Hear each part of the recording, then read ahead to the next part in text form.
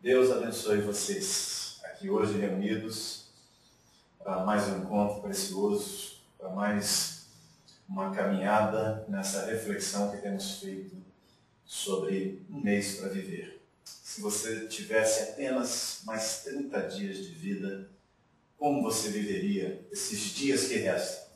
Quais seriam as ações, as reações, quais seriam os passos, as posturas assumidas? E eu queria hoje compartilhar com você mais uma das sugestões do que você deveria fazer. E a sugestão é que você deveria amar completamente. Essa é uma das decisões fundamentais para a vida. Relacionamentos dão sentido à vida. Relacionamentos enfeitam, enchem a vida. Nós fomos criados por Deus como seres relacionais. Fomos criados para verticalmente nos relacionarmos com Deus. Fomos criados para que horizontalmente nos relacionássemos com as pessoas à nossa volta. Para que tivéssemos amizades, para que tivéssemos companheirismo, para que vivenciássemos o verdadeiro amor. Amar completamente. A palavra de Deus nos diz: amados, amemo-nos uns aos outros, porque o amor procede de Deus e todo aquele que ama é nascido de Deus e conhece a Deus. São palavras do evangelista João, no capítulo 4, versículo de número 7. Ele diz que quem ama conhece Deus. Essência da vida, conhecer Deus. Vida que vale a pena ser vivida, uma vida onde experimentamos Deus. E pensando nos últimos dias de vida, em viver de uma maneira intensa, uma vida que vale a pena ser vivida, eu quero compartilhar isso com você. Ame completamente. Ame de uma forma como você nunca amou até hoje. Amar o cerne da vida. Na correria, na pressa, na agitação, no vai e vem, no turbilhão da vida, no monte de compromissos que cada um de vocês tem. Eu sei que alguns de vocês têm tido pouquíssimo tempo para se relacionar, pouquíssimo tempo para falar com as pessoas, para estar, para abraçar, para ouvir, para falar, compartilhar sonhos, ouvir lutas, ouvir alegrias. E nós vamos construindo cada vez mais esse modelo de vida no qual as pessoas não têm tempo para as pessoas. Mas eu sei que se você tivesse apenas 30 dias para viver, um monte dessas tarefas, agitações, correrias, com certeza você deixaria de lado para dar mais tempo às pessoas. E aí cultivar um amor melhor. Por que não fazer isso? Independente de quanto ou de quantos dias você ainda tem para viver. Por que não tomar esta decisão como uma decisão que vai nortear seu estilo de vida? Amar as pessoas completamente.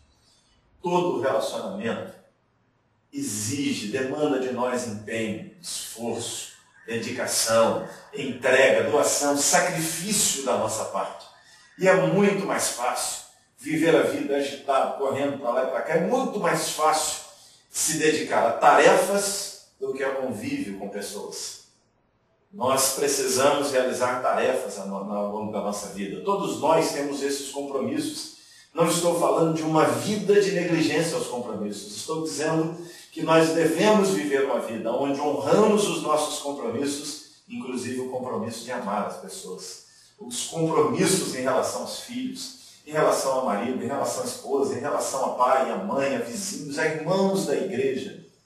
Nós precisamos dedicar tempo e sacrificarmos-nos para o relacionamento, como temos que fazer para desenvolver bons relacionamentos, para amar as pessoas. Não é fácil de fato. Pessoas são complicadas, pessoas têm suas manias, pessoas têm seus pensamentos, suas ideias, seus gostos, suas preferências. Nós temos as nossas e tantas vezes estar perto, ouvir, dedicar tempo e atenção demanda de nós sacrifício. Mas é isso mesmo, esse é o caminho. É por causa do sacrifício que Deus se relaciona conosco, que Deus nos ama. A história que pode nos ilustrar esse amor de Deus é a história de um pai que era operador de trilhos de trem. E todos os dias ele tinha aquele seu compromisso de ajustar o funcionamento dos trilhos do trem para que o trem, então, que viesse, fizesse o movimento certo, a manobra certa. E esse pai tinha hábito de levar seu filhinho com ele para o trabalho sempre que podia.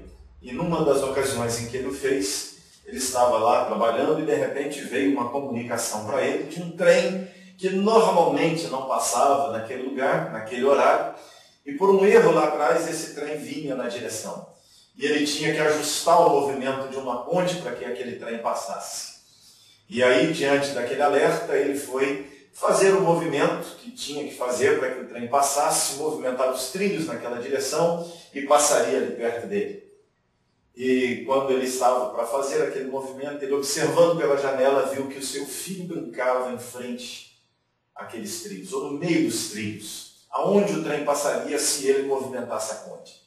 E ele então, desesperado, se levantou da sua sala, foi para a direção de seu filho para tentar tirá-lo. Ele gritava, mas ele não podia ouvi-lo por causa do barulho dos navios, do trem, barulhos mais que havia à volta, o próprio barulho, né, da natureza e a distância. E ele, desesperado, sai para correr na direção de seu filho, mas aí veio na sua mente que se ele fosse tirar o filho, o trem cairia no mar, não teria a ponte para passar. E ele ficou então naquele momento, naquela fração de segundos, na maior tensão de sua vida. O que fazer? Salvar o filho e deixar que aquelas pessoas todas dentro do trem morressem? Ou salvar todas aquelas pessoas e deixar que seu filho morresse? Ele então, depois de pensar naqueles segundos, voltou para dentro de sua cabine, puxou a alavanca, movimentou os trilhos, mas não dava tempo de salvar seu filho. E quando ele movimentou, o trem já estava chegando e passou. Ele se ajoelhou dentro daquela cabine, em lágrimas e grito de desespero, perdeu seu filho para salvar todas aquelas pessoas. Depois, olhando pela janela, viu o restante do trem passar e as pessoas estavam ali no refeitório do trem, outros em seus vagões, tranquilos, sem ter a menor ideia do que estava acontecendo para que elas fossem salvas. A lição é esta. Para se relacionar com você, foi isso que Deus fez. Permitiu que o seu filho unigênito morresse. Isso é amor. Isso é amor completo, verdadeiro, intenso. E é isso que você tem que cultivar em relação às pessoas. Esse amor sacrificial, esse amor verdadeiro, onde você abre mão de ideias, de pensamentos, e você sabe que se você tivesse apenas 30 dias para viver, de quantas coisas você não abriria mão simplesmente para estar mais perto das pessoas, simplesmente para abraçar mais, beijar mais, ouvir mais, falar mais, compartilhar mais, se relacionar mais intensamente. Isso é amar completamente. Você que acompanhou na leitura do livro, você vai se lembrar que alguns princípios para o relacionamento são dados ali, para você amar as pessoas completamente. A primeira figura é essa figura do oceano, de que muita gente vai à praia, mas não entra no oceano. De que muita gente entra no oceano e apenas se banha ali na água mais da superfície.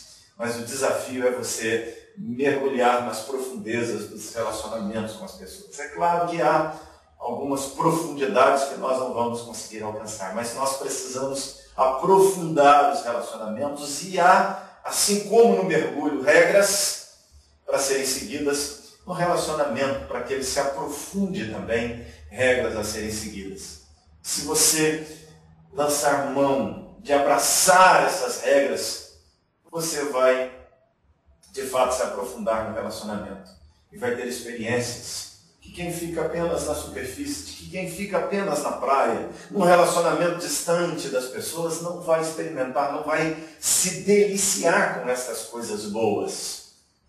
Um outro princípio que nós temos também, além do oceano, das profundezas, o desafio das grandes altitudes. Oceanos, o Everest, as alturas, os montes elevados, as altas montanhas também nos trazem uma regra, uma lição. Quando as pessoas vão para escaladas de montanhas altíssimas, geralmente elas vão em equipe.